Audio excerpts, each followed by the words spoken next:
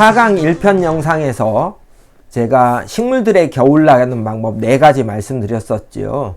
하나는 씨앗으로 나는 거고, 하나는 뿌리로 나는 겁니다. 그리고 우리가 공부했던 겨울눈으로 겨울을 나는 방법이 있었지요. 그리고 하나 남은 게 로제트로 겨울을 나는 방법입니다.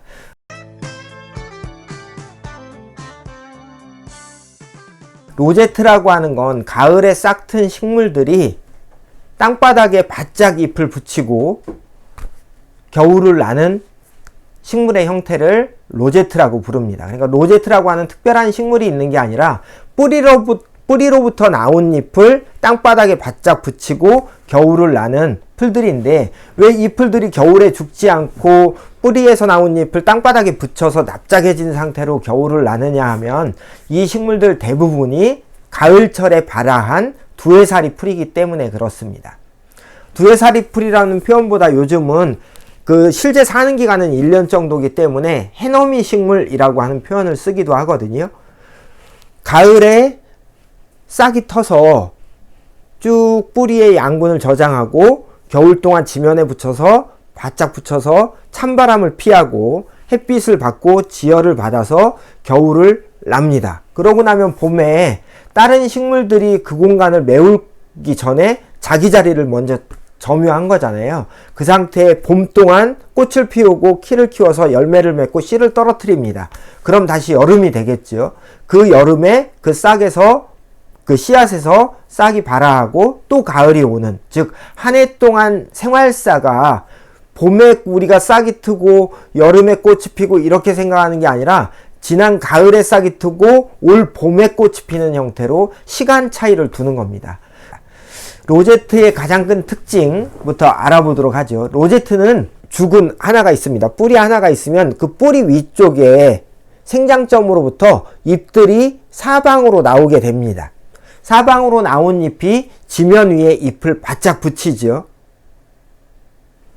위로 꽃대를 아직 안 올린 상태, 즉 이 뿌리로부터 나온 잎만 가지고 사방으로 붙인 겁니다. 이때 뿌리로부터 나온 잎을 뿌리잎, 근생엽이라고 하고, 봄이 돼서 날이 따뜻해지면 잎들이 모여있는 뿌리로부터 쭉 새로운 줄기가 나오게 됩니다. 그 줄기가 쭉 자라게 되면 대부분의 뿌리잎들은 죽는 편인데, 줄기가 나오고 그 줄기에 줄기잎, 경생엽이 새롭게 붙기 시작하지요. 이런 생활사 안에서 줄기가 나오기 전까지의 이러한 식물들을 로제트라고 부르는 겁니다.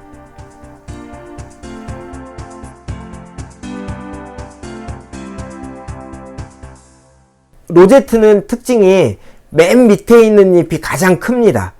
그리고 그 큰 잎들이 뺑 둘러서 원을 만들어서 사방으로 방사형으로 잎을 내지요. 그 위에 그 잎보다 작은 잎들이 그 잎과 잎 사이에 빈 틈에 자랍니다. 그래서 공간을 최대한 밑에 잎이 햇빛을 받는데 영향을 주지 않게 잎을 돌려내고요. 그 위에 잎은 더 작아져서 또 돌려나고 하는 과정을 통해서 로제트가 햇빛을 받아서 겨울을 나는데 가장 좋은 형태를 갖게 됩니다.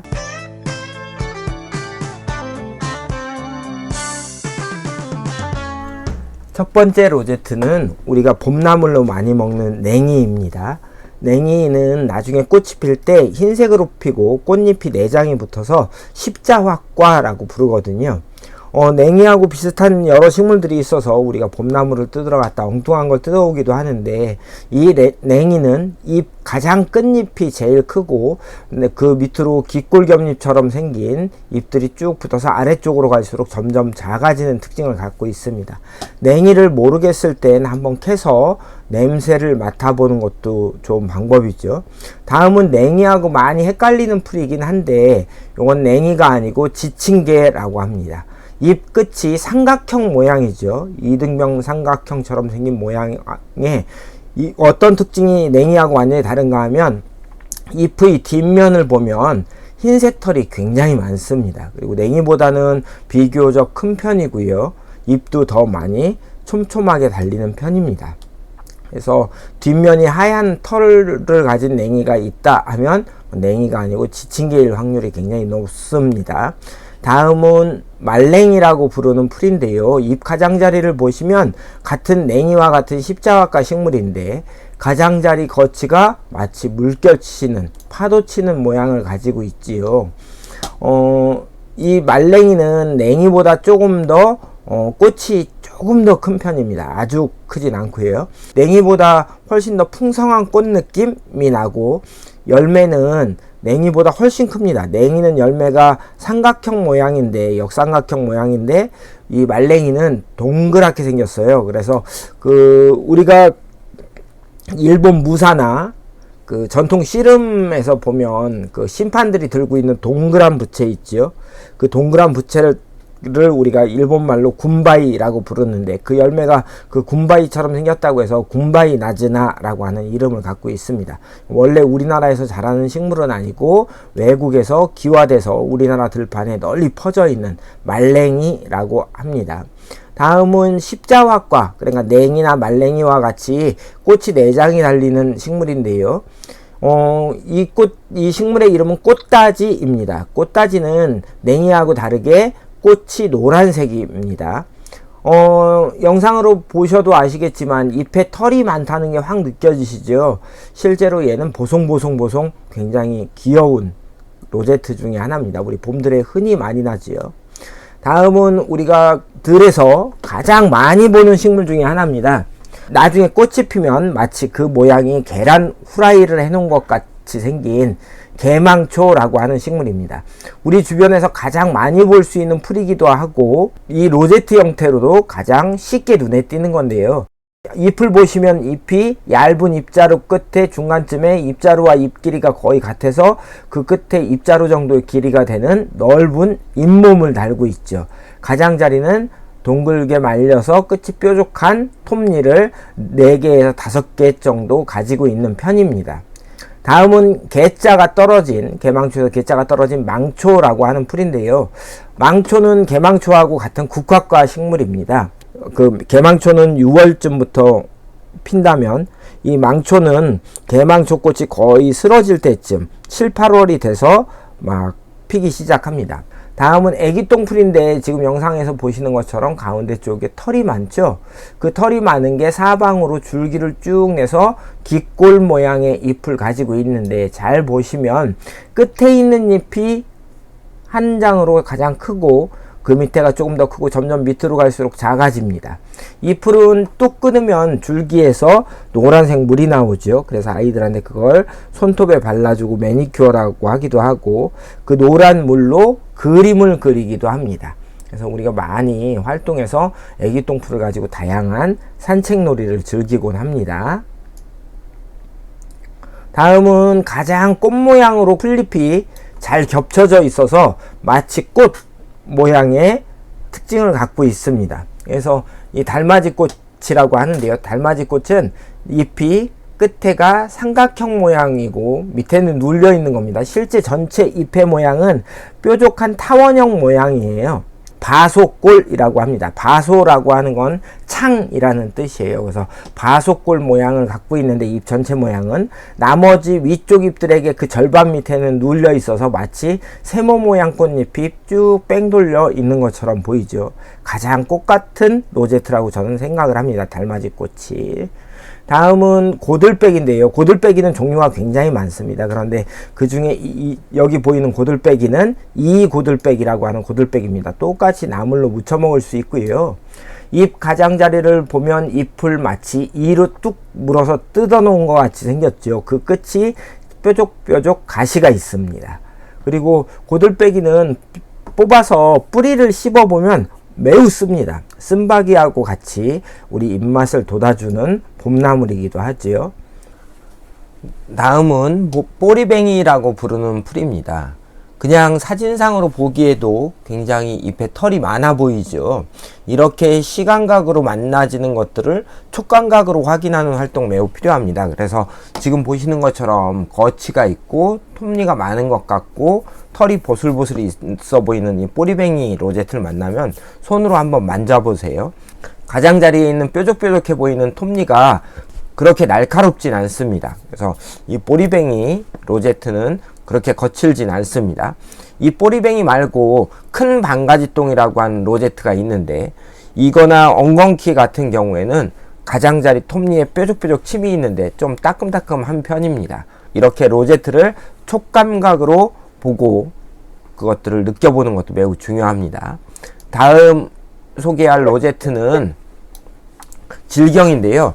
질경이는 차들이 밟고 지나가도 사는 풀이라고 하죠. 그래서 지금 보시면 인맥이 나란히 맥처럼 보이는 인맥이 쭉 희게 드러나는 게 특징입니다. 잎자루가 길고 거기에 인맥이 선명하게 보이는 게 특징이고, 잎의 그 표면은 좀 매끈매끈한 편입니다. 다음은 곰보배추라고 흔히 부르는 그 로제트인데요. 정식 명칭은 배암차즉입니다. 그런데 곰보배추라고 생각하셔도 됩니다. 볼록볼록 엠보싱처럼 생긴 표면하고 가장자리 톱니를 보면 동글동글동글하게 생겼죠. 그래서 나물로 이것도 많이 무쳐서 먹습니다. 다음 소개할 로제트는 꽃마리입니다. 꽃마리는 잎자루가 굉장히 길죠. 그리고 끝에 동그란 모양의 잎이 붙어 있습니다. 그래서 마치 숟가락을 닮았다고 해서 숟가락 나물이라고 부르기도 하고, 아이들하고 여기에 눈알 붙여서 올챙이를 표현하는 활동을 하기도 합니다.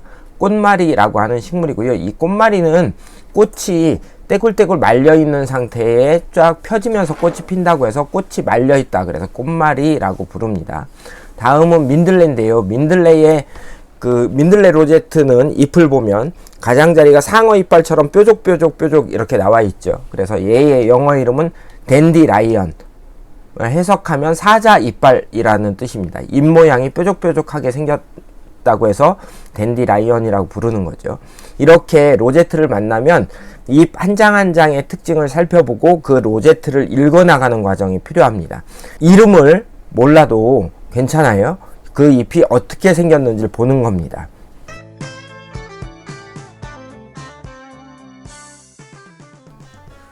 자, 우리가 식물 내용을 너무 많이 시간을 잡아먹어서 시간이 부족한 관계로 이제부터 곤충편을 할 텐데요. 곤충편은 좀 더 간단하게 진행을 하도록 하겠습니다. 우선 곤충이 여러 가지 종류들을 우리가 알아볼 거기 때문에 곤충편에서 곤충 일반에 대해서 접근을 하고, 그 뒤 각각 딱정벌레, 나비, 개미, 벌, 매미라고 하는 종들에 대해서 세부적으로 알아보는 시간 갖도록 하지요. 먼저 곤충 일반에 대해서 알아보도록 하겠습니다. 체절과 다리가 마디로 나눠져 있는 무척추 동물입니다. 그리고 곤충은 체절이 나눠져 있다고 했잖아요. 몸이 나눠져 있는데 흔히 머리, 가슴, 배 세 부분으로 나눠져 있다고 이야기하죠. 머리, 가슴, 배로 나눠져 있고, 다리는 5마디로 나눠진 다리가 한쪽에 3개씩, 즉 양쪽으로 하면 6개, 세 쌍을 가지고 있는 게 특징입니다. 곤충을 우리가 구조적으로 이해하면 모든 곤충을 볼 때 굉장히 편하거든요. 곤충을 구조적으로 볼 때 어떻게 보냐면, 아까 말씀드린 머리, 가슴, 배가 어떤 역할을 하는지, 또 각각의 부분은 어떤 특징을 갖는지를 알면 곤충을 이해하는데 훨씬 좋습니다.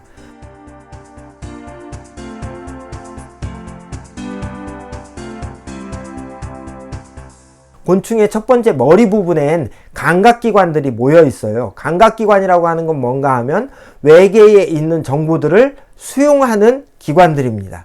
즉 눈으로 봐서 밖에 있는 정보를 받아들이고, 더듬이로 소리를 듣고, 입으로 맛을 보고 하는 것들이죠. 그런 과정을 통해서 우리가 외계, 내 밖에 있는 존재들에 대해서 인식하고 그거에 적절하게 대응하는 과정이 삶입니다. 곤충은 그렇게 감각으로 외계 정보를 받아들이는 것들을 머리에 가지고 있는 거예요. 곤충의 감각기관 첫 번째, 눈이 있겠죠. 사물을 시각적으로 봅니다. 곤충은 눈이 5개가 있습니다. 머리 양편에 난눈이 여러 개가 모여서 만들어진 겹눈이 있고요. 오른쪽에 하나, 왼쪽에 하나 겹눈을 갖고 있고, 이마 정수리 그 더듬이 사이에 혼눈 3개를 갖고 있습니다. 이 겹눈과 혼눈 3개를 더하면 겹눈 2개에 혼눈 3개 하니까 총 곤충은 5개의 눈을 갖고 있는 게 일반적입니다. 다 그렇진 않습니다. 혼눈 개수가 약간씩 다른 경우가 있지요. 시각이 좋다는 건 빛 조건이 있을 때 외계 정보를 받아들일 수 있다는 거니까, 눈이 발달한 곤충일수록 주행성 곤충인 경우가 많습니다. 그러면 밤을 더 즐기는 곤충들은 시각정보, 즉 빛에 의해서 사물을 판단하는 시각을 사용하지 못하니까 뭐가 발달할까요? 예, 촉각과 청각 기능을 갖고 있는 더듬이가 발달한 곤충들이 야행성이 많습니다. 더듬이는 겹눈과 혼눈이 있는 그 사이 이마에 있습니다. 한 쌍의 더듬이가 있지요. 더듬이 모양도 곤충마다 다 다르니까 더듬이 모양을 관찰하는 것도 아주 재밌습니다. 머리에 있는 기관 중에 입이 있죠. 입은 음식물을 섭취하는 그런 기관으로서의 역할이 가장 큽니다. 그러다 보니까 곤충의 먹이가 뭐냐에 따라서 입의 생김새도 다 다르지요. 우리 메뚜기 같은 경우에는 초식곤충이기 때문에 풀을 뜯어먹는 입이 발달해 있고요. 씹는 입입니다. 파리 같은 경우에는 음식물을 핥아서 먹습니다. 그래서 핥는 입으로 발달되어져 있고, 우리 나비는 긴 빨대 같은 잎을 가지고 흙밀, 꿀을 빨아먹거나 물을 빨아먹죠. 그래서 빨대 잎을 가지고 있습니다. 우리 매미 같은 곤충은 찌르는 잎을 갖고 있어서 나무 줄기에 침을 꽂아서 수액을 빨아먹고 삽니다. 이처럼 먹는 먹이가 뭐냐에 따라서 입의 모양도 다 다르게 생겼습니다. 입과 눈과 더듬이 같은 감각기관들을 곤충의 머리에, 감각기관들이 곤충의 머리에 모여 있다. 곤충의 가슴마디에는 운동기관들이 모여 있습니다. 운동기관이라고 하면 A라고 하는 포인트에서 B라고 하는 포인트로 이동하는 기관들을 이야기하는데요. 운동기관으로 두 가지가 있습니다. 하나는 다리이고 하나는 날개죠. 다리는 가슴마디에 있는데 곤충의 다리는 세 쌍이잖아요. 그래서 가슴도 세 마디로 이루어져 있습니다. 앞가슴에 한 쌍, 가운데 가슴에 한 쌍, 뒷가슴에 한 쌍에서 각 가슴 마디마다 한 쌍씩 붙어 있고, 그 다리는 5개의 마디로 이루어져 있습니다. 이제 곤충의 두 번째 운동기관인 날개에 대해 알아보겠습니다. 곤충에게는 가슴이 3마디가 있죠. 각 마디마다 다리가 한 쌍씩 붙어 있는데, 원래 옛날 원시곤충에는 각 마디에 날개도 한 쌍씩 붙어 있을 거라고 추측합니다. 그런데 맨 앞가슴에 있던 날개가 억제되고 퇴화되었죠. 그래서 가운데 가슴에 한 쌍, 뒷가슴에 한 쌍 해서 날개는 2쌍을 갖고 있습니다. 곤충 종류마다 날개 모양도 다 달라서 벌 같은 경우엔 앞에 있는 날개와 뒤에 있는 날개가 마치 지퍼 잠그듯이 서로 엮여 있습니다. 그래서 앞날개와 뒷날개가 함께 움직이도록 되어 있고요. 파리는 뒷날개가 퇴화되어서 균형을 잡는 평균곤이라고 부르는 것으로 변형되어 있습니다. 그래서 날개가 한 쌍뿐인 것으로 보이죠. 또 땅에서 사는 딱정벌레 같은 경우엔 앞날개는 남아있죠. 딱지날개로 그 등을 덮고 있습니다. 그런데 속날개가 퇴화돼서 날지 못하기도 합니다. 또 그 곤충 종류마다 앞날개를 앞쪽으로 돌려서 접고 뒷날개를 펴서 날기도 하는 송장벌레 같은 곤충도 있죠. 이렇게 곤충마다 날개 모양이 모두 다릅니다. 이제 배를 알아볼 차례인데요. 곤충의 배는 3가지 기관을 가지고 있다고 보면 됩니다. 첫 번째 호흡기관입니다. 숨을 배로 쉬고요. 곤충은. 두 번째 소화기관의 대부분이 배에 모여 있습니다. 세 번째 생식기관이 배에 있죠. 그래서 호흡, 소화, 생식이라고 하는 3가지 기관들이 모여 있습니다. 먼저 호흡기관에 대해서 알아보면 곤충은 체절 마디마디마다 기문이라고 해서 숨구멍이 마디당 한 쌍씩 뚫려 있습니다. 그래서 배로 주로 숨을 쉬죠.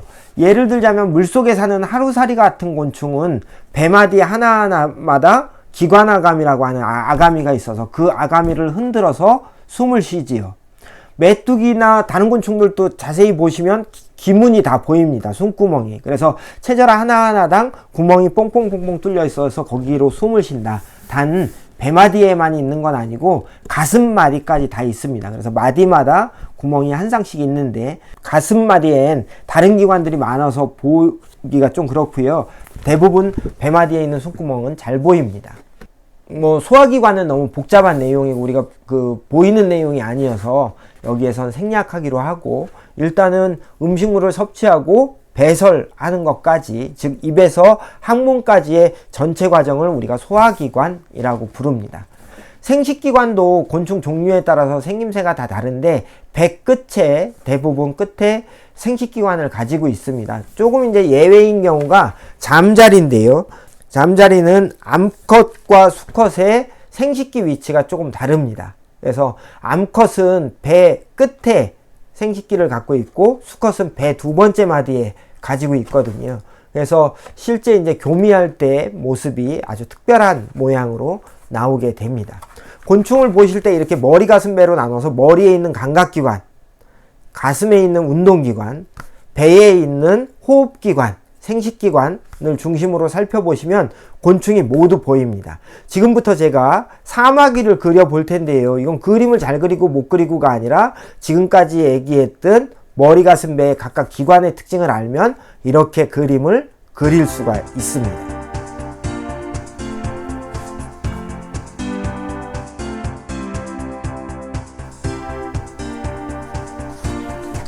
자, 이제 제가 종이를 꽂고 이곳에 사마귀를 그려 보겠습니다. 사마귀는 머리가 삼각형이에요. 삼각형 머리를 먼저 그렸습니다. 다음 양쪽에 겹눈이 있습니다. 그리고 가운데에 혼눈 3개가 있죠. 혼눈과 겹눈 사이에 더듬이가 얇고 길게 이렇게 나옵니다. 그리고 입은 씹는 입, 육식성 곤충이니까 이렇게 씹는 입을 갖고 있죠. 그럼 머리는 다 표현됐습니다. 눈 5개, 더듬이 2개, 입이 그려졌죠. 그리고 나서 가슴마디가, 첫 번째 가슴이 이렇게 길어요. 그리고 그 뒤에 가슴 2개가 더 있습니다. 첫 번째 가슴, 가운데 가슴, 뒷가슴, 이렇게 가슴마디가 3개가 있고 각 가슴마디마다 다리가 한 쌍씩 붙는데요. 다리는 여기에 밑마디와 도래마디가 이렇게 있고 그 앞에 넓적한 넓적마디가 붙습니다. 그리고 종아리마디가 있고 짧은 발목마디가 이렇게 있죠. 여기에 사마귀는 가시가 있습니다. 다리에. 그게 특징이에요. 다음 이쪽에서 다리가 하나 더 나오겠죠. 네, 여기에 침이 있습니다. 그러면 앞다리까지 다 그렸어요. 두 번째 마디와 세 번째 마디에도 각 몸 마디마다 다리가 한 쌍씩 있습니다.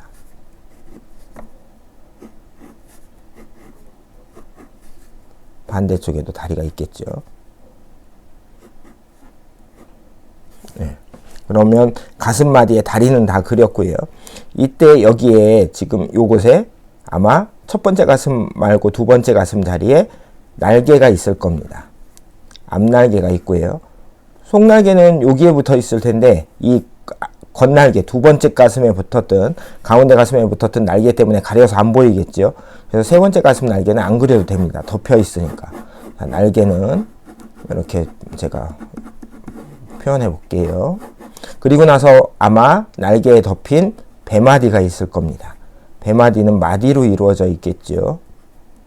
그리고 각 배마디에는 기문이라고 하는 숨쉬는 구멍이 이렇게 달려 있습니다. 이렇게 그리면 사마귀가 완성됩니다. 사슴벌레 한번 그려볼게요. 딱정벌레류는 좀 구조가 달라서 자 여기에 그려보겠습니다. 일단 머리마디에 사슴벌레는 큰 턱이 이렇게 있습니다. 그리고 여기에 구기가 입이 있고요. 머리 양쪽엔 겹눈이 있겠죠. 그리고 더듬이가 칫솔 모양이에요. 다음 여기에 보면 첫 번째 가슴이 이렇게 있습니다. 첫 번째 가슴에는 다리가 붙겠죠. 그리고 나서 두 번째 가슴에 날개가 있을 겁니다. 딱지 날개가 이런 식으로 붙지요. 사슴벌레는 여기에 방패판이라고 해서 생긴 게 있습니다. 그리고 나서 다리가 뒷가슴에 다리가 또 한 쌍 이렇게 생겼습니다. 그러니까 딱지날개가 그 첫 번째 가슴 밑으로는 다 덮고 있어서 없는 거죠. 그래서 사슴벌레 같은 딱정벌레를 그릴 땐 이런 모양이고, 머리, 가슴, 배가 아니라 머리, 가슴, 딱지날개입니다. 애벌레 놀이터에서 여러 가지 곤충 주제들이 있습니다. 딱정벌레, 나비, 벌, 개미, 매미, 그리고 애벌레까지 여러 그 곤충에 대한 세부 정보가 있는데, 그건 우리가 이제 다음번 실제 만나는 8강 때 선생님들에게 전달해 드리도록 하겠습니다. 일단 선생님들 여기에서 지금까지 3편에 걸쳐서 말씀드린 자연에 대한 생물 정보를 보는 방법들에 대해선 너무 어렵게 생각하시지 마시고요. 앞으로 기회를 가지면서 조금씩 더 넓혀가고 알아갈 겁니다. 이 정보들은 전에도 말씀드렸던 것처럼 아이들한테 직접적으로 제시되기보단 선생님들이 이 내용들을 어느 정도 알고 있어야 아이들 앞에서 더 많은 정보를 더 다양한 방법으로 전달할 수 있습니다. 그런 기초적인 사항이니까 다 외워야 되는 건 아니지만 이해하시려고 노력하시고, 궁금한 사항이 있다면 저에게 언제든 문의해 주시기 바랍니다. 그러면 5강에서 뵙겠습니다.